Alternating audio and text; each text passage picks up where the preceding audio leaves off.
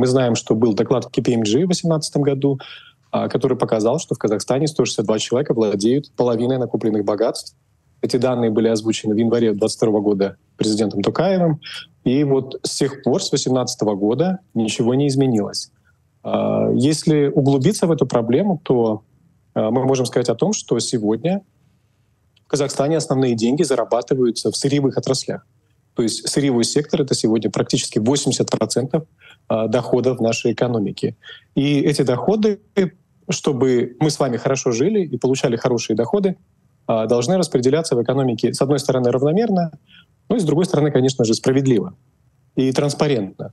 Но мы видим, что доходы сырьевой сектор приносит немаленькие, и мы смотрим на наш ВВП, это порядка 265, по-моему, миллиардов долларов, и 13 тысяч — это ВВП на одного человека, и по этому показателю мы живем не хуже, чем люди в Норвегии или в Дании. Поддержите нас, ссылки в описании канала.